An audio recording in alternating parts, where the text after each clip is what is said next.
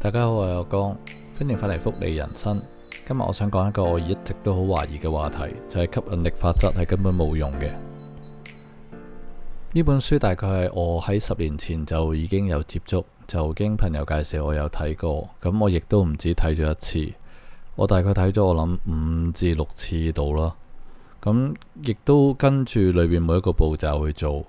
即係由寫低去啊，冥想啊，每日去念物啊，咁但係都係唔得嘅，用唔到。咁試咗好多次之後就開始冇心機咯，個人跟住灰，跟住就放棄咗。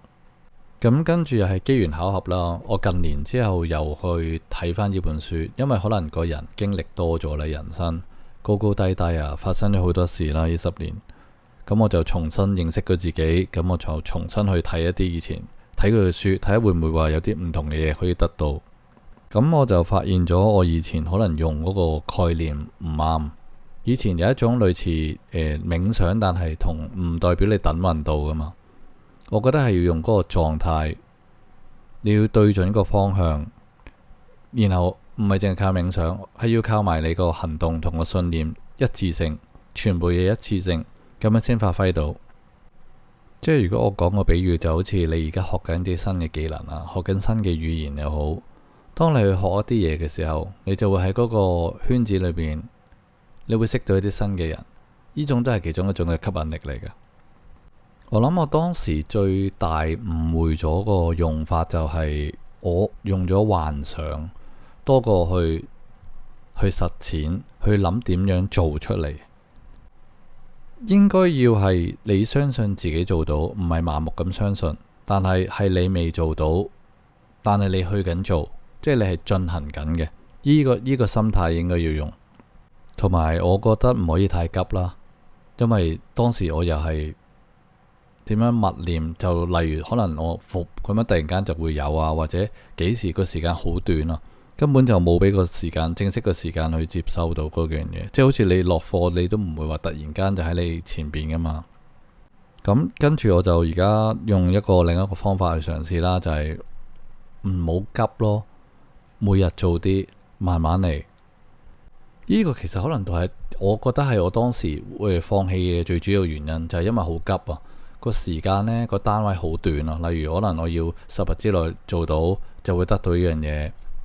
因為個期望好大，你個慾望好大，期望好大，但係你得到唔到嘅時候，嗰個失望都好大，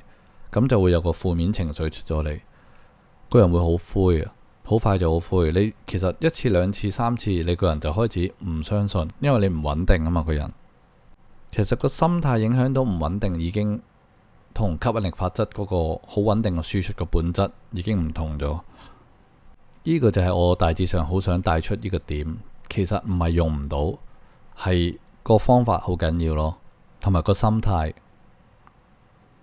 我講翻近少少，其實我成立呢個福利人生，其實我類似都係想表達呢件事嘅，因為我哋都係講緊信念啦、行動加埋時間，就我哋可以去改變自己嘅命運。因為我好相信福利唔係一定代表金錢，其實人生上好多經驗啊，我哋好多點點滴滴都要用福利可以去做到出嚟。我想帶出少少，唔需要咁急咯。我哋做人，我哋可以放翻慢少少嘅節奏，我哋享受個過程。因為我哋已經俾個世界推得太急啦，我哋個節奏。例如幾多歲要達成啲咩目標，同埋唔好同人哋比較咯。你個內心會好辛苦。因為由出世嗰刻，根本每一個人都唔同，個節奏都唔同，成長背景唔同。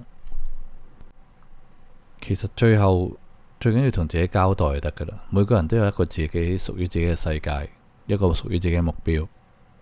記住，吸引力法則唔係假嘅，假嘅係我哋冇行動，同埋冇咁急咯。相信自己，俾啲時間自己。如果大家都相信吸引力法則，記得訂閱福利人生。我哋下一次見啦，我係阿江。